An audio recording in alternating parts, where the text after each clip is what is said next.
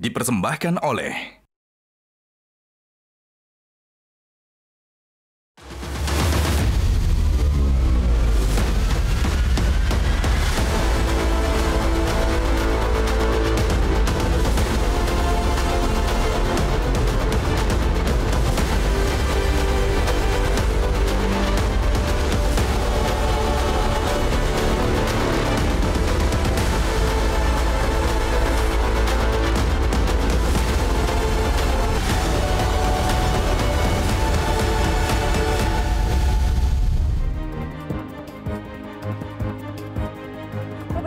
Belum sembuh luka masyarakat akibat kasus bahan bakar minyak Pertamax oplosan.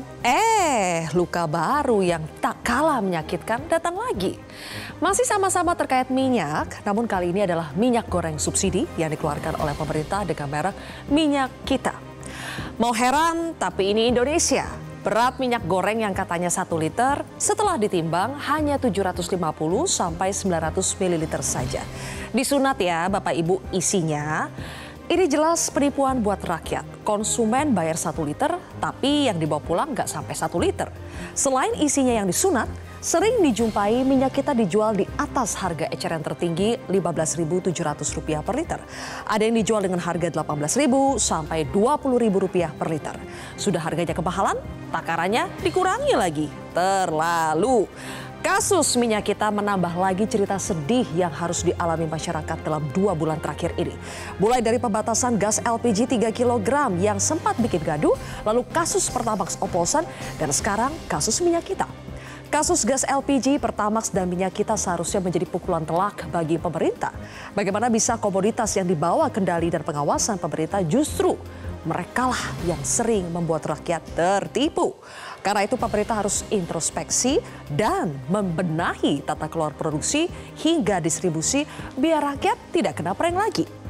Kalau kata Yayasan Lembaga Konsumen Indonesia atau YLKI, temuan minyak kita yang tidak sesuai takaran merupakan kelalaian birokrasi dan ketidakpedulian pelaku usaha. Tugas negara sebagai pengawas tidak dijalankan dengan baik, akhirnya dimanfaatkan pelaku usaha untuk berbuat curang demi memperbesar cuan. Kalau sudah begini, kemana rakyat harus mengadu dan minta ganti rugi? Kepada siapa lagi rakyat harus percaya? Haruskah mereka mengadu kepada rumput yang bergoyang kayak lagunya Ebit Gade ya? Ketika berkali-kali kena tipu dan dicurangi.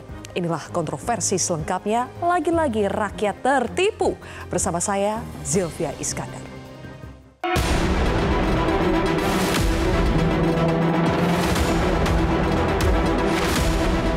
Ini kurang 5%, ini kurang 10%. Tapi harganya sudah sesuai HET, tapi masih kurang. Nah ini harus diperbaiki. Pak Kasat Reskrim, Pak Satgas Pangan mengikuti sampai ke sana tanya kenapa bisa ini kurang 5% dan 10%.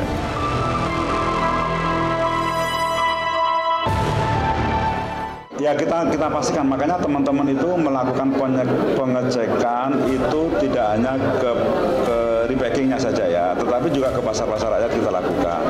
Ya jadi kalau ada ya kita temukan ya berarti itu memang melanggar aturan, harus ditarik.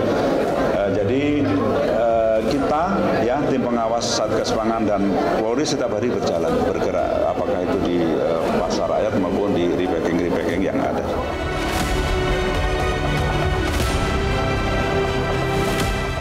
Hai para koruptor atau yang merasa pernah mencuri dari rakyat, kalau kau kembalikan yang kau curi, ya mungkin kita maafkan. Tapi kembalikan dong. Pemirsa, untuk membahasnya sudah hadir 5 narasumber di studio Metro TV. Di sebelah kanan saya adalah anggota DPR RI fraksi Golkar, Nurdin Halid. Bang Nurdin, selamat malam. Selamat malam, Assalamualaikum. Waalaikumsalam. Kemudian juga ada anggota DPR RI, fraksi PAN, Saleh Partowanan Daulay. Bang Saleh, selamat malam. Selamat malam, Terima kasih sudah hadir. Waalaikumsalam. Kemudian juga ada pakar hukum sekaligus mantan hakim Asep Iwan Iriawan. Selamat malam, Kang Asep. Ditunggu lagi singkatan-singkatannya ya malam ini. Kemudian juga ada Ketua Yayasan Lembaga Konsumen Indonesia YLKI, Ibu Indah Sukmaningsi. Bu Indah, terima kasih sudah hadir di kontroversi. Dan juga ada anggota Ombudsman RI, Bapak YK Hendra Fatika. Pak YK, selamat malam. Terima kasih semuanya sudah hadir. Kang Asep, lagi-lagi rakyat tertipu, sungguh terlalu. Kenapa ya Kang doyan banget menipu rakyat? Akhirnya rakyat tersipu malu-malu. Oh. Karena sudah biasa. Ini kan minyak ini pelumas. Ternyata pelumas ini bikin rakyat cemas, lemas, gara-gara pengusaha korporasi, apa coba, panas ganas. Nah. Makanya perlu nanti sanksinya, supaya mereka kena timah panas, minimal di lapas, syukur-syukur tewas. Rimanya udah disiapin dari kapan tuh, Kang? Oh enggak, tadi aja bisa berjalan gitu. Oke, tapi intinya kenapa semua itu bisa terjadi selain karena memang ada niat jahatnya, kesempatannya itu selalu ada ya, Kang? Ya, ini kan permainan dari dulu. Ya dari zaman dulu lah ya, udah pemainnya itu juga ada ganti pemain gitu kan, hanya polanya gitu. Kan ada urusan-urusan begituan. Kan minyak itu sebenarnya urusan mama, bukan urusan polisi gitu. Cuman karena permainan di situ bagaimana harga head dimainkan, volume dimainkan, kesempatan mereka bisa impor lebih besar, ya. Mainkanlah rakyat. Ini kan minyak kita itu kan hanya kaum apa, kasta sudra lah gitu kan. Karena kalau kita mah jarang beli di situ kan. Tapi jadi permainan mereka, tapi cuannya tadi mereka bisa mainkan curang, keuntungannya gede. Makanya bisa mereka kenapa harus kena timah panas? Karena pasalnya akan kena berlapis. Kena undang perlindungan konsumen, perdagangan, perindustrian, ya kemudian bermain di ini tindak pidana ekonomi di samping korupsinya tadi. Negara tidak hanya negara yang dirugikan, tapi rakyat dirugikan. Karena permainan tadi ya korporasi ini bisa kena kejahatan korporasi yang harus tindak lanjut. Jangan nanti yang tahan cuman penjaga gudang, karena ini perusahaan tanggung jawab tidak hanya penjaga gudang, tapi yang tanggung jawab perusahaannya itu yang punya perusahaan harus kena korporasi, kena orangnya, tapi pasalnya harus berlapis supaya nanti kena timah panas mereka. Pasal berlapis biar ada efek jerahnya ya. Bang Nurdin, dalam kasus minyak kita siapa yang paling bertanggung jawab, Bang? Yang pasti bukan Sylvia. Pasti. Dan juga bukan Bang Nurdin. Ya. Jadi gini, Pak Sylvia. Kita melihat ya, akhir-akhir ini ada fenomena yang sangat menarik. Yaitu hampir tiada hari tanpa penindakan oleh 3 pilar hukum kita. KPK, Kejaksaan, dan Polisi. Ini pertanda bahwa komitmen Pak Prabowo yang selalu dengungkan dalam memberantas korupsi ini mulai diwujudkan. Ya. Nah, oleh karena itu maka kita beri apresiasi yang sangat tinggi kepada Kejaksaan yang mampu dan bisa dan mau membongkar daripada minyak kita ini. Sebetulnya kalau kita kembali kepada ekonomi konstitusi, kembali kepada Undang-Undang 45, pasal 33 ayat 1 dan 3 khususnya tentang ayat 2 cabang-cabang produksi dimanfaatkan semaksimal untuk kemakmuran rakyat. Mestinya ya minyak goreng itu kan kebutuhan rakyat. Nah, kebutuhan masyarakat. Yang tadi Kang Asir katakan kebutuhan mama. Itu fakta. Nah, oleh karena itu harusnya negara mengatur ini bahwa tidak boleh diekspor sepanjang belum memenuhi kebutuhan masyarakat. Kenapa kita mesti ekspor? Kenapa tidak beri kebutuhan masyarakat dulu dengan harga yang semurah-murahnya? Yang penting pengusaha bisa untung, jangan terlalu banyak, jangan terus serakah. Tapi kemudian kebutuhan masyarakat sesuai dengan pasal 33 ayat 2 dan 3 itu bisa terpenuhi. Nah, disinilah negara mesti hadir dalam mengatur ini. Ini yang tidak diatur. Nah, kelemahannya apa? Jadi ada kesalahan negara juga? Ya pasti. Ini kenyataan seperti sekarang. Mestinya kalau kita konsekuen dan konsisten dengan pasal 33 ayat 2 dan 3, bumi dan air dan seluruh yang terkandungnya dimanfaatkan untuk memeran rakyat. Cabang-cabang produksi yang penting untuk negara untuk memeran rakyat. Dengan kata memeran rakyat berarti dahulukan. Apa yang menjadi kebutuhan rakyat? Karena begini, ada 2 yang sekarang terjadi, yaitu migas dan pangan. Pangan ketika rakyat lapar itu bisa negeri ini chaos. Ya. Ketika migas itu terjadi kelangkaan, negara bisa lumpuh. Misalnya untuk migas, misalnya untuk PLN. Nah, ketika itu terjadi kelangkaan, PLN listrik mati semua, negara lumpuh. 2 jenis usaha ini harusnya menjadi prioritas oleh negara. Karena ini bisa mengganggu daripada kestabilan jalannya pemerintahan, kestabilan jalannya negara. Nah, karena itu harusnya kita memiliki undang-undang perekonomian. So, undang perekonomian sejak Indonesia merdeka sampai sekarang itu kita tidak punya. Kita punya undang-undang BUMN, undang-undang ini, tapi tidak ada undang yang mengatur tentang alokasi ekonomi. Nah, ketika tidak ada undang yang mengatur alokasi kan inilah yang terjadi. Ya, ada mafia migas, ada mafia pangan. Baik. Dan itu ada perlu yang dimanfaatkan karena ada celah hukum. Ada celah aturan yang dimanfaatkan. Seperti misalnya gini, sebetulnya untuk minyak goreng, kita kan sudah punya Permen 18/2024 yang mengatur tentang pasal 22 yang mengatur tentang kemasan, mengatur tentang harga. Ya. Ini di depan mata kita semua, ya. Harga sudah dimainkan. So, dalam peraturan 18 Permen Permendak ya, Perwas itu mengatur bahwa harga tertinggi itu untuk di distribusi 1 itu paling tinggi 14.500. Distribusi 14.000, distribusi 3 13.500. Kemudian eceran tertinggi 11.100. Sekarang fakta lapangan di depan kita 17.000, 20.000, 30.000. Oke. Nah, ini kan sebuah penipuan. Ya itu benar judulnya nih. Sebuah penipuan yang kesamaan di depan kita. Baik. Nah, oleh karena itu Menteri Perdagangan, Kepolisian, Kejaksaan tidak boleh bermain sini, harus tegas. Ini. Ya, sudah ada tersangka yang ditetapkan Saya oleh Baris Krim Polri. membaca, besok kita ada sidak ya, dengan Wakil Ketua DPR Komisi 6 kita ada sidak. Kalau saya ini sekarang kita membaca bahwa Kementerian Perdagangan akan menarik daripada minyak ini. Kalau saya jangan ditarik, kalau ditarik terjadi kelangkaan. Ya. Yang ada sekarang ini biarkan dijual. Kalau perlu ini gratis kepada rakyat. Oke, nanti kita bahas itu lebih jauh ya. Karena penimpangannya ada 2. Oke. Sampai di situ dulu, Bang Nurdin ya. Saya pindah dulu ke Bang Saleh di sini. Bang Saleh, kita tahu tujuan minyak kita ketika diluncurkan tahun 2022, waktu itu Mendaknya masih Pak Zulkifli Hasan, adalah supaya bisa menjadi solusi kelangkaan minyak goreng yang sering terjadi. Kemudian juga dengan harganya yang murah, diharapkan bisa menjangkau lebih banyak masyarakat kita. Tapi fakta yang terjadi hari ini harganya tidak murah-murah amat. Karena banyak yang dikerek naik ya, tidak sesuai dengan HET-nya. Plus isinya dicurangi pula. Kenapa bisa melenceng seperti ini dari tujuan awalnya, Bang? Ya, sebetulnya kan kalau dari awal itu saya kira ini berhasil kok sebetulnya kalau kita lihat. Jadi pada waktu itu kalau kita ingat ya, kilas balik lah dulu ya ketika Zulkifli Hasan pertama sekali jadi Menteri Perdagangan pada waktu itu. Itu kan harga minyak goreng itu ya, itu kan gila-gilaan juga. Jadi masyarakat memang kesulitan waktu itu. Dan saya kira Presiden juga waktu itu sudah melihat ada sesuatu yang tidak benar dalam pola produksi dan distribusi minyak goreng pada waktu itu. Nah, oleh karena itu tugas pertamanya Zulkifli Hasan pada waktu itu adalah untuk membuat harga ini stabil. Lalu dipanggil itu semua produsen dan juga eksportir, ya CPO dan juga produsen minyak goreng kita ini. Lalu didengarkan apa keluh kesah mereka. Lalu ada yang memberikan masukan nih, bagaimana caranya supaya harga-harga ini bisa distabilkan. Nah, itulah tadi muncul yang DMO itu. Nah, akhirnya dengan adanya kebijakan DMO itu, Zulkifli Hasan, Ketua Umum PAN itu menyampaikan ke Presiden satu-satunya solusi yang cepat untuk menyelesaikan masalah harga pada waktu itu adalah dengan memberikan DMO kepada para pengusaha yang terkait ini. Sehingga mereka tidak tergiur secara totalitas untuk mengekspor barang-barang produksi dalam bentuk CPO dan lain-lain itu ke luar negeri. Produsen-produsen itu ditunjuk ya? Ya itu kan memang sudah ada. Itu kan perusahaan-perusahaan besar-besar ada semua. Lalu pada waktu itu di istana itu terjadi perdebatan sebetulnya. Agak seru juga. Ini saya tahu cerita di belakang layarnya itu karena ini kan kebetulan Ketua Umum. Setelah selesai perdebatan kan dicerita juga ke kita, minta pendapat kita. Lalu di situ akhirnya diuji coba dulu 2 minggu. Cobalah ini bagaimana bisa berhasil atau enggak. Dan alhamdulillah pada waktu itu setelah dipanggil ternyata para pengusaha-pengusaha itu digugah nasionalismenya. Jangan sampai kalian mengirim ke luar negeri tadi yang pasal 33 tadi, coba perhatikan dulu kebutuhan dalam negeri.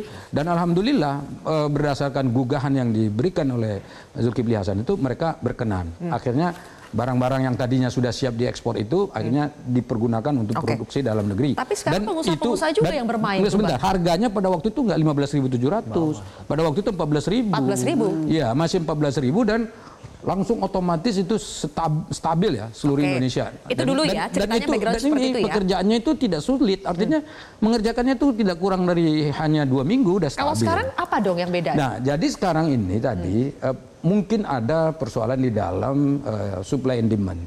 Di bulan Ramadan ini kan permintaannya kan besar. Orang biasanya nggak kalau di kampung saya itu masak kue loyang namanya itu yang butuh minyak banyak itu biasanya nggak masak pada bulan-bulan lain. Tapi bulan Ramadan ini dia banyak masak itu. Jadi kebutuhan terhadap minyak ini kan makin banyak.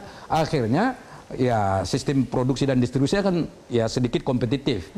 Nah di situ kelihatan ini loh kok begini, ada kebetulan saja, mungkin ini kebetulan juga nih, ada yang menemukan ukuran dan takarannya berbeda dengan yang semestinya. Tapi untung ada yang menemukan. Loh, jadi sekarang begini, kalau ini Mbak, kalau soal sistem dan mekanisme pengawasan di Indonesia, ini saya mau kasih tahu, di DPR itu ada 3 komisi yang sebetulnya berkaitan erat dengan sistem distribusi pangan di Indonesia. Pertama, itu Badan POM.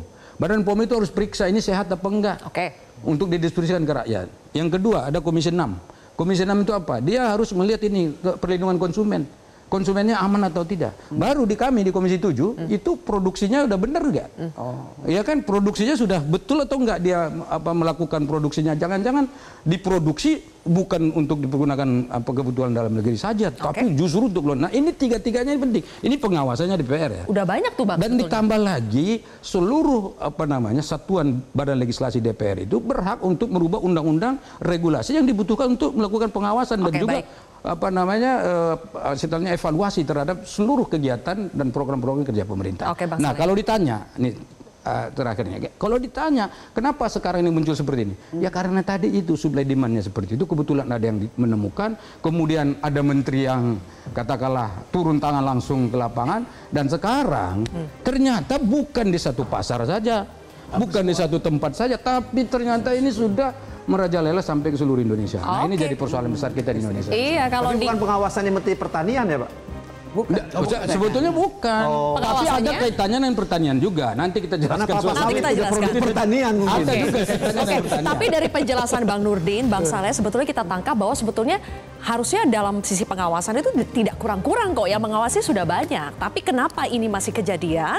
Benarkah kalau demand kan memang wajar ya, kalau bulan Ramadan demand pasti meningkat. Dan itu akan terjadi di setiap seasonnya. Tapi toh ini masih terjadi, Pak Eka dan Bu Indah. Karena apa? Karena kurangnya pengawasan, pembiaran atau bagaimana? Sesaat lagi kita bahas di Kontroversi.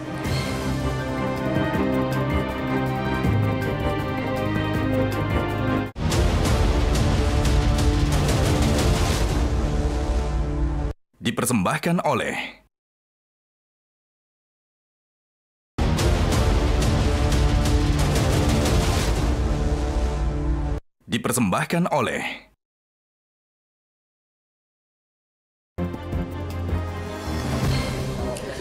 Baik, kembali lagi di Kontroversi pemirsa.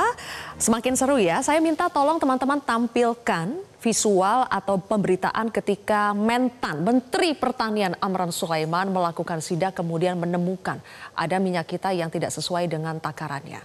Kita tahu sebetulnya minyak kita ini ranahnya Kementerian Perdagangan.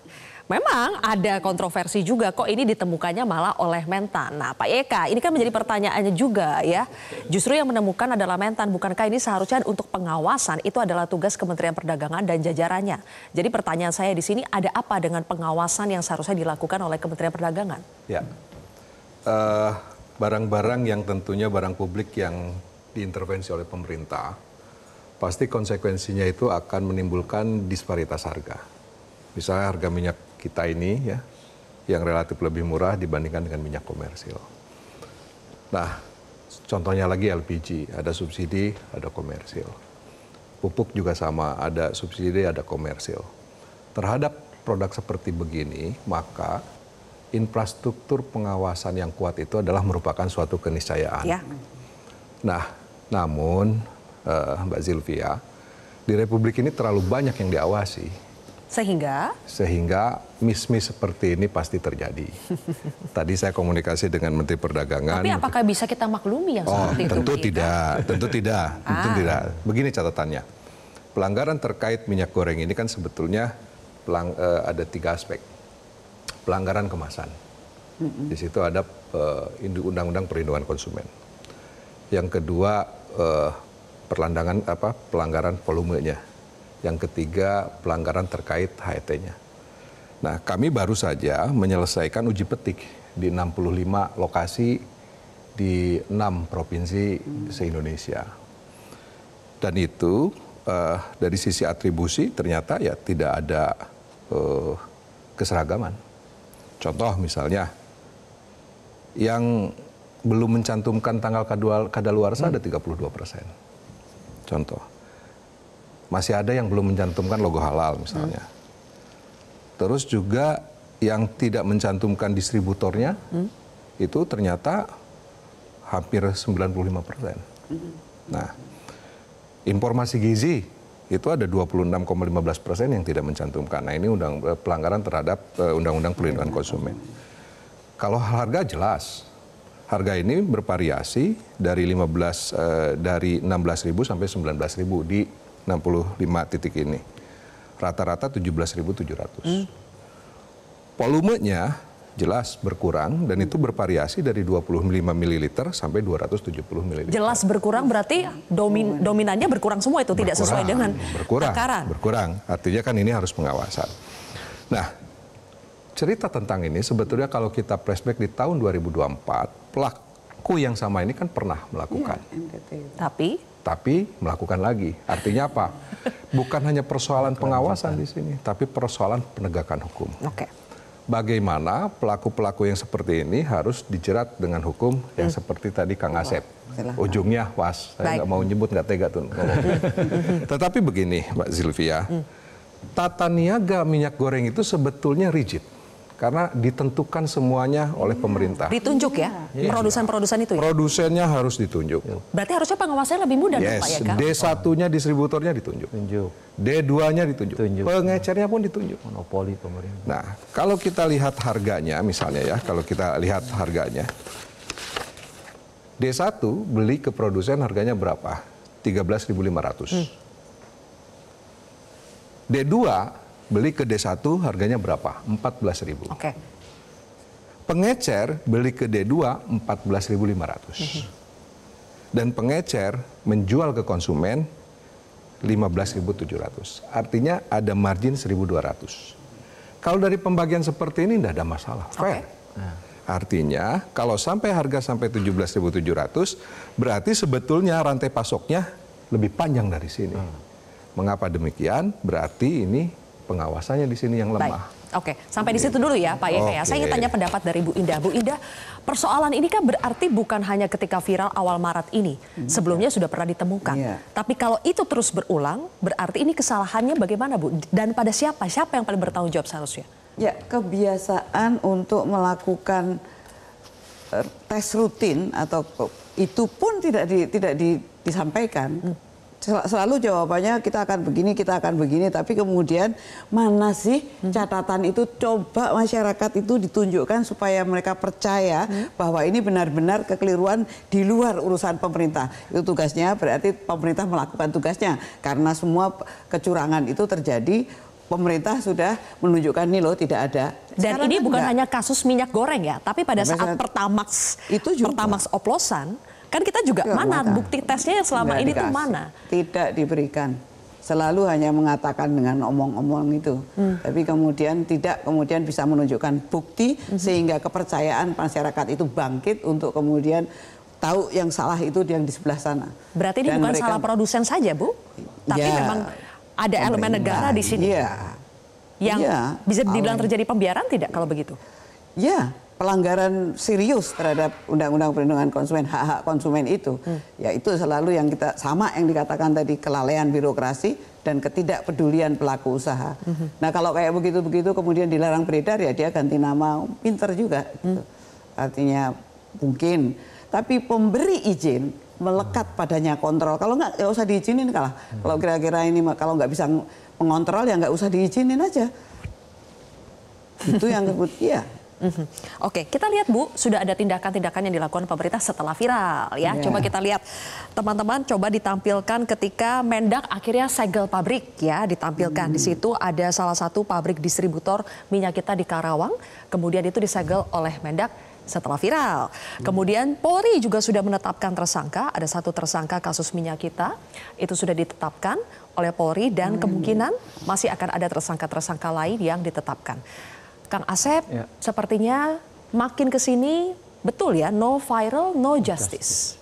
Kenapa sih penegakan hukum itu tidak bisa otomatis saja? Padahal kan harusnya tanpa viral pun ya otomatis saja salah ditegakkan. Ya itu, penegakan hukumnya tidak jelas, tidak tuntas, tidak jelas. Tadi kan tidak tuntas, kenapa? Padahal tadi kan pengawasannya yang ditunjuknya jelas, segalanya jelas, tapi sekarang tidak jelas. Karena apa? Mungkin harus diganti, bukan minyak kita, minyak lo kali.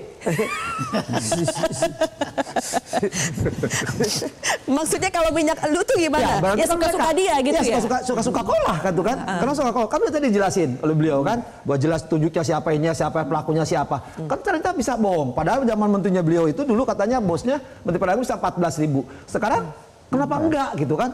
Ya, masalahnya. Malah kan loncat lagi kan Menteri Pertanian yang Menteri Perdagangannya kemana aja loh. Kita aja lihat gitu kan. katakanlah kabinet berapa yang jelas kan kewajiban pedagang dulu kan bisa 14.000, kenapa sekarang 14.000? Tadi di ecer rinciannya bisa kan, kenapa enggak? Semuanya bisa didistribusi itu dan bisa ada pengawasan, tapi enggak. Ini bukan lagi pelanggaran ke kita, pelanggaran konstitusi. Padahal pasal 33 yang katakan Pak Nurdin tadi jelas hajat hidup orang banyak, ternyata banyaknya hajatnya. Hidupnya enggak gitu ya. Ini kami juga tampilkan beberapa komentar-komentar dari netizen, banyak sekali kekecewaan dan sepertinya ini berminggu-minggu terjadi seperti ini. Dimulai ketika ada pembatasan gas LPG 3 kg yang bikin gaduh, kemudian ada isu Pertamax oplosan yang akhirnya mengkikis kepercayaan publik, dan sekarang lagi-lagi. Dan ini kan akhirnya seperti narasi bahwa Indonesia gelap, kemudian sulitnya hidup di Indonesia itu semakin terglorifikasi dengan sendirinya karena kasus-kasus ini. Pertanyaan saya, Bang Nurdin, ketika sudah seperti ini, yang sengsara itu kan rakyat pasti. Kita ingin tahu misalnya dalam kasus minyak kita, apa tanggung jawab negara terhadap rakyat ketika ini sudah terjadi? Sudah ada pernyataan dari Kementerian Perdagangan, boleh diputarkan teman-teman apa kompensasi yang akan diberikan kepada masyarakat yang sudah terlanjur membeli minyak kita tapi tidak sesuai takaran. Coba diputarkan. Oh, coba.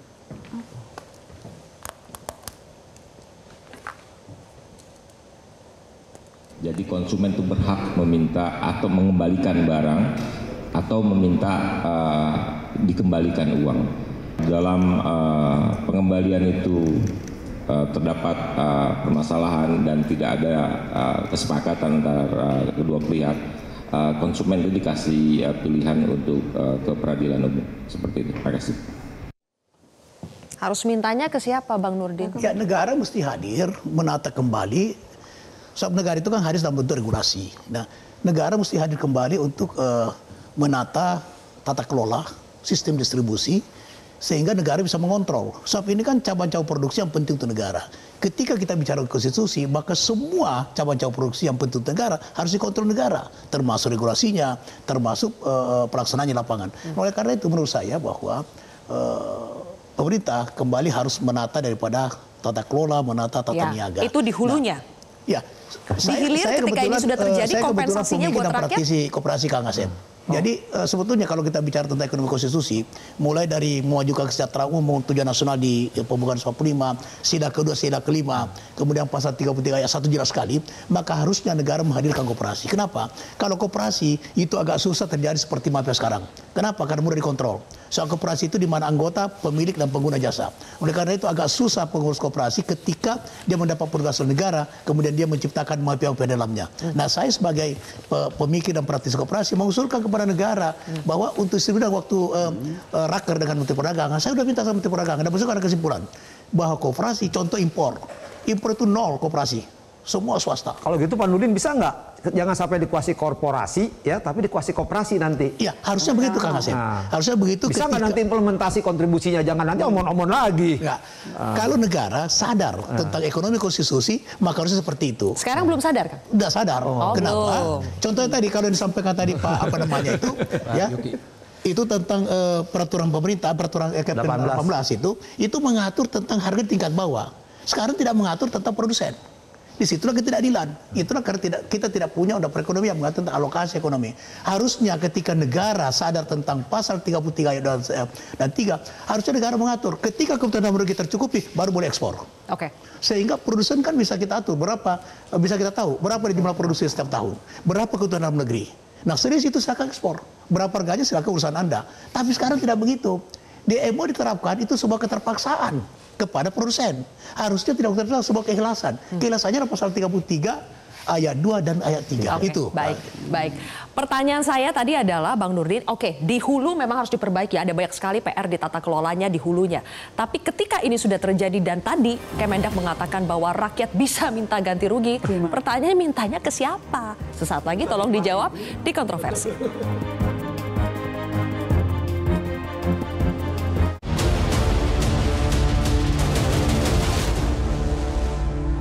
Dipersembahkan oleh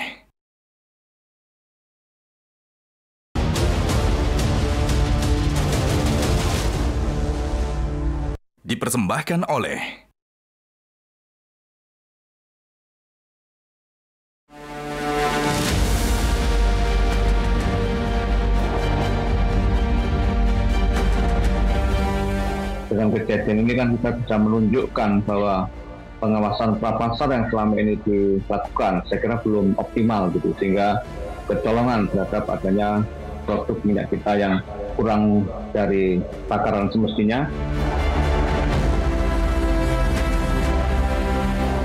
Jadi di Undang-Undang Konsumen diatur kalau konsumen membeli barang tidak sesuai isinya, beratnya, atau kualifikasinya, spesifikasinya, maka dia berhak untuk diganti oleh barang yang sama. Kemudian bisa juga digantikan dengan uang yang sama, bahkan bisa digantikan kompensasi senilai barang tersebut.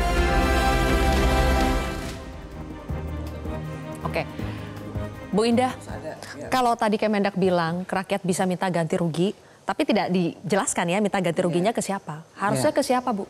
Mintanya tuh ke siapa? Ya kalau dia transaksi kan ada bond, tapi kan itu untuk tengah ke atas tapi kalau ke bawah ya di biasanya pasar nggak pakai gimana bond. ya? Nah sebetulnya ini digunakan untuk janji bahwa saya membeli di kedai Anda, maka gantinya lah. Sekarang gantinya gimana? Orang mereka tidak punya. Padahal itu kebutuhan mendasar, right of basic need untuk masyarakat. Dan bukan tapi salah pedagangnya juga kan, mau minta ganti ke pedagang kan nggak adil juga buat pedagang. Tapi di perdata bisa class action atau legal standing, gugatan legal standing atau class action kalau mau. Jadi kan sekelompok banyak ada dirugikan yang sama, dasar hukumnya sama, ganti kompensasi yang sama, itu namanya class action, gugatan perwakilan. Tapi kan ngumpulin gotong royong kan susah masing-masing itu, satu itu. Kedua, legal standing ya LKI yang berhak menggugatkan nanti kan. Jadi jadi masalah juga. Hanya gara-gara 5.000 orang keuntungannya udah triliun-triliun mereka tuh udah dari dulu gitu kan. Maka seperti yang tadi katakan Pak Nurdin, negara harus hadir merombak tadi perubahan distribusi dan semuanya dirubah gitu. Alihkan ke koperasi. Jangan korporasi. Masalah berani nggak korporasi diganti oleh koperasi? Yang ada korupsi. Nah, itu dia ujung-ujungnya.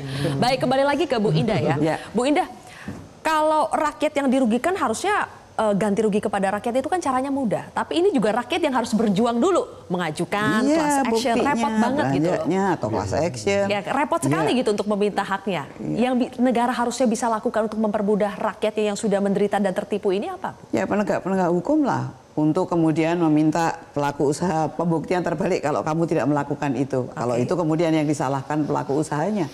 Buktikan, ada mekanismenya kan Bapak, pembuktian terbalik.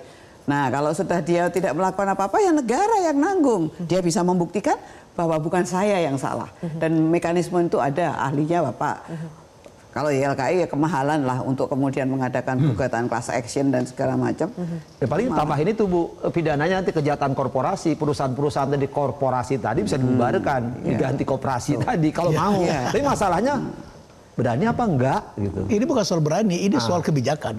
Sebab di negara manapun itu koperasi banyak maju karena ada keberpihakan. Baik. Oke, sudah ada sebetulnya pernyataan dari Pak Zulhas. Ini cukup keras sebetulnya. Kita coba simak bagaimana pernyataan dari Pak Zulhas ketika ditanyai ini tersangkanya harus diapakan. Coba diputarkan teman-teman. Yang minyak kita itu. Oh, kalau yang nipu ya penjarakan lah.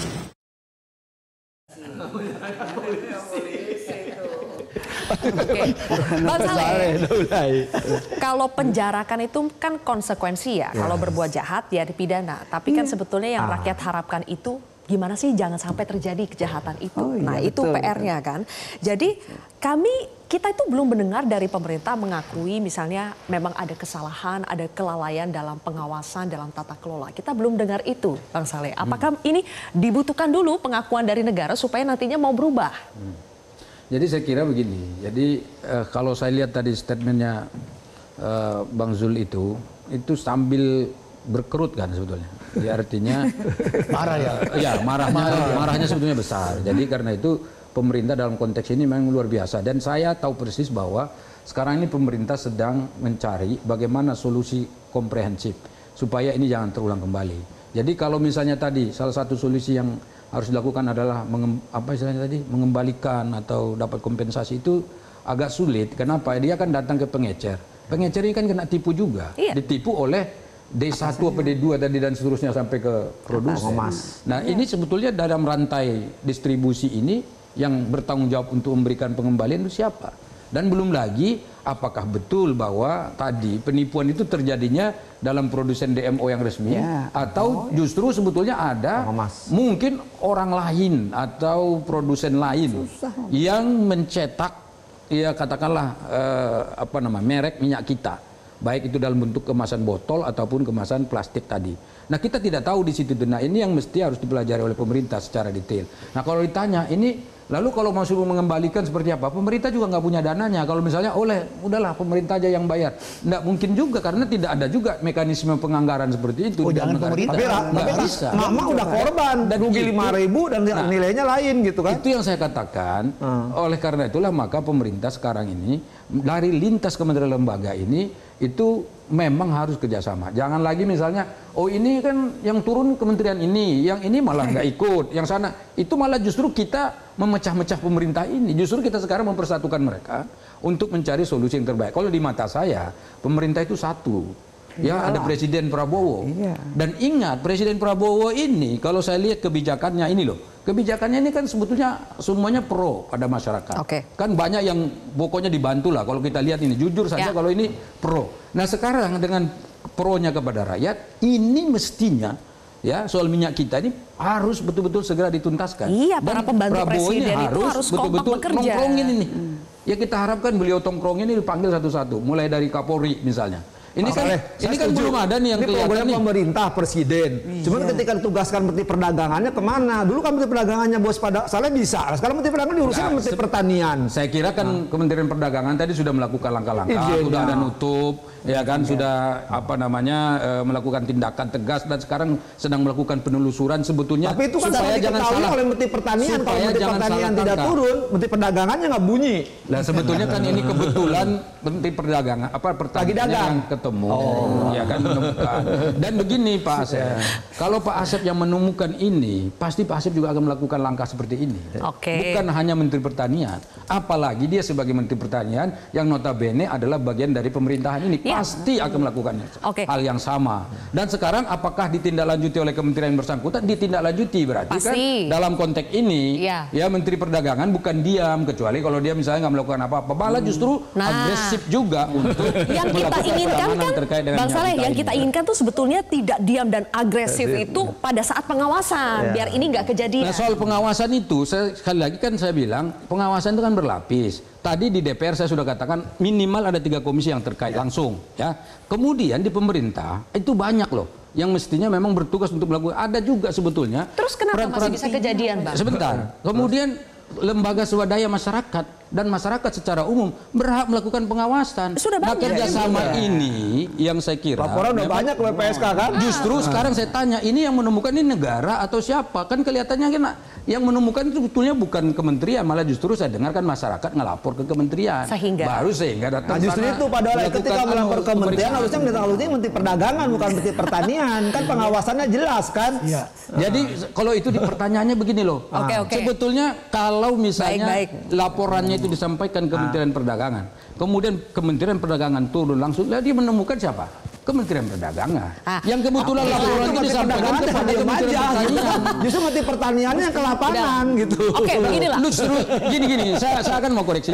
Mestinya Menteri Pertanian itu turunnya itu ke tempat-tempat pertanian, perkebunan dan seterusnya. Artinya ke pasar, bukan ke pasar. Ke pasar. Ini yang ke pasar itu mestinya Kementerian Perdagangan. Kok kenapa dia ke sana? Mestinya kan Kementerian supaya laporannya ke Kementerian Perdagangan. Kalau gitu nanti reshuffle kabinet tukeran aja Menteri Pertanian, Menteri Perdagangan, Menteri Pertanian mungkin cocok gitu. Gak kelar-kelar ini. Gak kelar-kelar ini kita ngurusin ini. Tapi yang jelas begini ya, abang-abang. Saya ingin tanya ke Pak Yeka. Pak Yeka, tadi pertanyaan saya tuh sebelumnya, bagaimana rakyat menagih hak mereka yang sudah dicurangi?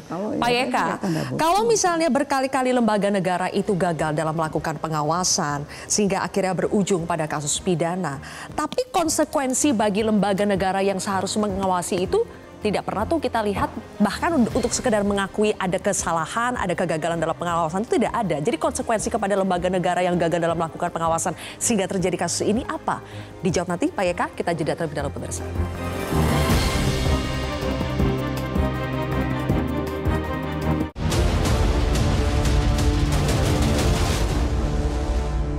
Dipersembahkan oleh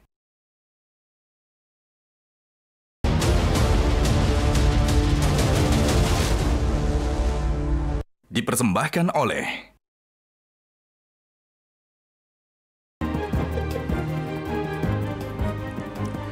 berkali-kali lembaga negara gagal dalam melakukan pengawasan sehingga berujung ada kasus pidana yang merugikan rakyat. Tapi apa konsekuensinya bagi lembaga negara tersebut, Pak Yeka? Oke, begini. Mbak Sylvia, pengawasan itu tidak ditentukan oleh banyaknya lembaga yang mengawasi. Dan pengawasan itu termasuk masyarakat pun juga wajib mengawasi. Dalam Undang-Undang Pelayanan Publik, masyarakat pun bagian dari pengawas. Yang menjadi solusi dari sini adalah sebenarnya sederhana sekali. Tapi saking sederhananya nggak pernah bisa dilakukan. Apa? Yaitu transparansi.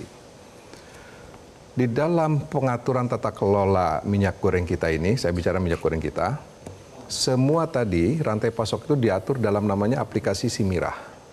Tapi pertanyaannya, siapa yang bisa akses itu? Transparansinya tidak ada. Nah, kalau kita mau serius, aplikasi-aplikasi seperti ini harus bisa dipantau oleh masyarakat. Sehingga yang jadi D1-nya jelas, D2-nya jelas, pengecekannya jelas. Jangan-jangan ini semua sudah rantai yang dikondisikan. Kita nggak pernah tahu. Nah, kalau masyarakat masuk ke situ, bisa mengetahui, oh ini D1-nya di sini, titiknya di sini. Dilihat, oh ya gampang. Pengecekannya D2-nya di mana? Nah, ini kan nggak pernah. Nah, sehingga akhirnya bisa jadi barang itu misalnya dari Jawa Timur, dibeli oleh D1 di Jakarta, tapi dibeli oleh masyarakat di Blitar, gitu kan? Karena tadi nggak jelas sistem tata niaganya. Nah, transparansi inilah seharusnya yang harus diwujudkan oleh pemerintah. Jadi membangun infrastruktur pengawasan terhadap barang-barang publik seperti ini. Dan ketika mereka tidak mewujudkan itu, konsekuensinya apa kepada mereka harusnya? Bu Ida mungkin sudah gregetan ini mau ngomong, gimana Bu? Namanya konsumen atau masyarakat itu dia punya behavior, punya kebiasaan. 3 hal, unseen proses, saya nggak mau tahu prosesnya. Itu teknis, urusan negara. Yang saya tahu adalah yang dijanjikan apa? Masyarakat akan mendapatkan minyak demi menjaga kesehatan dan anaknya menjadi anak cerdas, kan gitu. Itu yang didengarkan. Kalau kemudian harus ikut ini mana, nggak mau tahu dia. Konsumen itu unseen produk, saya nggak mau tahu produknya. Impact-nya buat apa kalau saya kemudian nggak kebagian? Itu yang kemudian akan didengarkan. Yang ketiga, dia nggak tak mau tahu lah. Ini perdagangan, ini pertanian, nggak urusan saya. Gitu. Tetapi apa yang dijanjikan Presiden itu diturutin. Itu aja. Itu ciri konsumen. Jadi kalau kemudian dia ditanya, ya dia nggak mau tahu emang itu sifat-sifat konsumen tuh kayak begitu. Itu sudah dalil, bukan lagi temuan atau baru survei kemarin, enggak.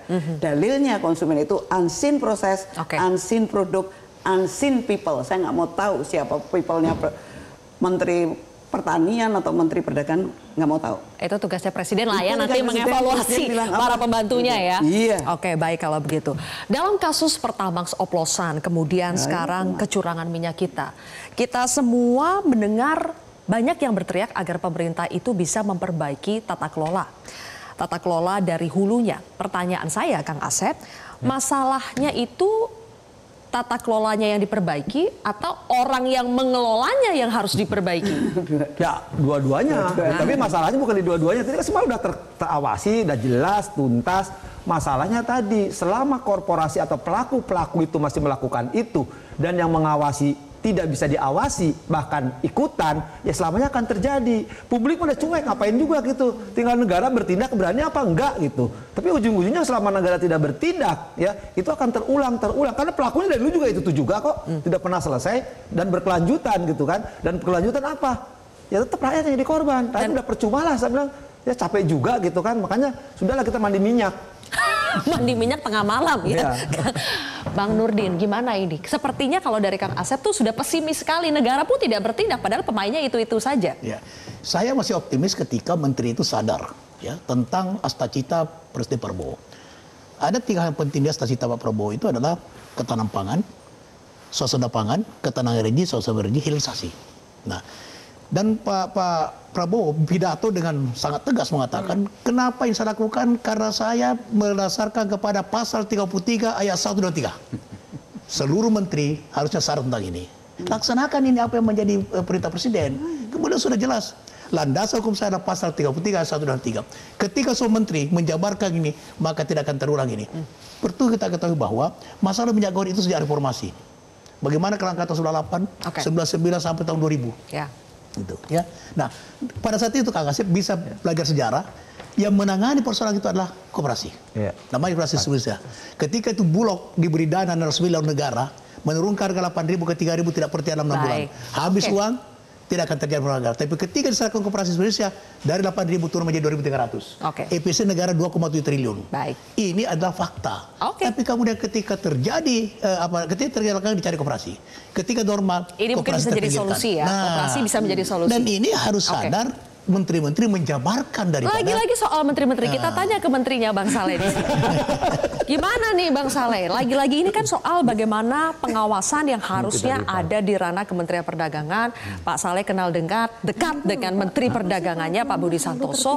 Dan kita tidak bisa selalu menggantungkan semuanya harus Presiden yang menyelesaikan. Sebelum boleh saya tambahkan. Waktunya sudah habis nih Bang Nurdin. Silakan Bang Saleh. Saya tahu persis ya Pak Budi Santoso itu melaporkan semua ini dengan teman-teman baik ke DPR maupun juga ke partai, dan saya tahu persis bahwa Pak Budi Santoso itu sedang bekerja keras dengan seluruh pihak terkait dan melakukan konsolidasi dan koordinasi untuk menyelesaikan masalah ini. Dan sebetulnya beliau itu bekerja keras ya, sehingga dengan demikian harapan saya bahwa dengan kerja keras melalui konsolidasi dan juga koordinasi lintas kementerian lembaga ini, maka persoalan ini akan bisa diselesaikan dengan baik. Dan saya tahu persis ya harapan masyarakat tidak terulang lagi, tidak tertipu lagi. Pasti. Ya, ke depan ini insya Allah ini mudah-mudahan akan segera terwujud. Dan di bulan suci Ramadan ini ya, dan di bulan suci Ramadan ini kita sama-sama berdoa ya supaya ada kebaikan yang bisa terwujud di Indonesia. Agama aja kita doain. Indah kalau semuanya kita selesaikan dengan doa. Terima kasih abang-abang dan ibu sudah bergabung bersama kami. Pemirsa, menyejahterakan rakyat mungkin sulit, tapi setidaknya jangan sampai menipu mereka. Saya Zilvia Iskandar pamit undur diri, sampai jumpa.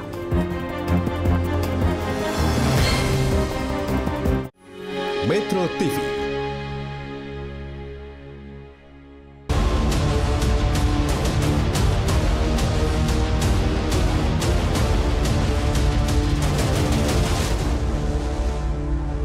Dipersembahkan oleh